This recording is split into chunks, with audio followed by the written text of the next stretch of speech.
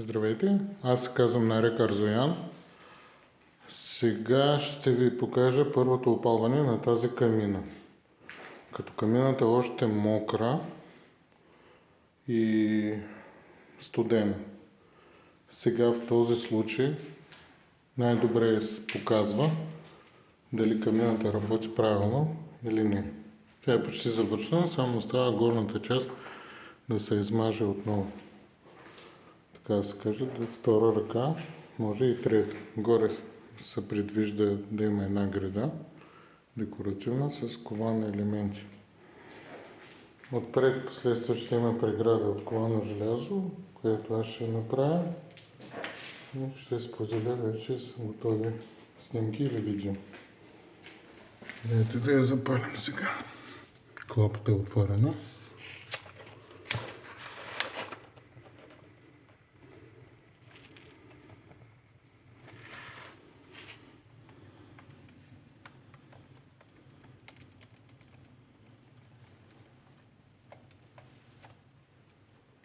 Малко са влажни дървата, да се запаля от един път. И че можем да проследим пушека как дърпа нагоре. Но за сега още е рано да се каже. Нека се отдалеча, да се види по-добре.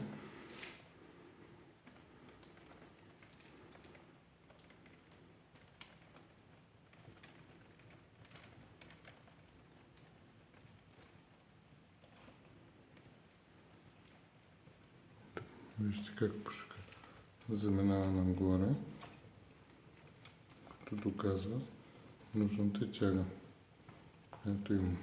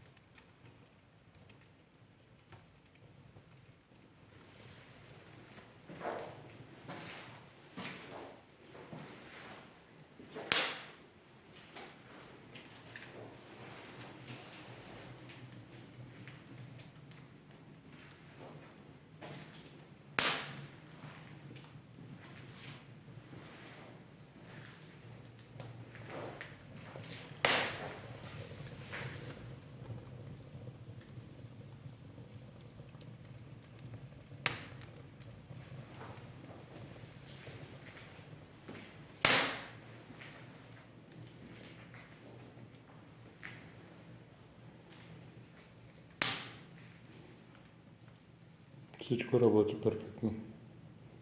Тягата е добра, камината работи добре.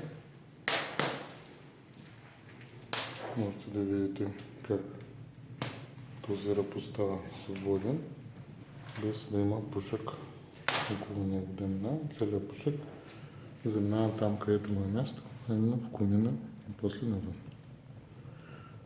Бях Нарек Арзоян. Следите моите видеа.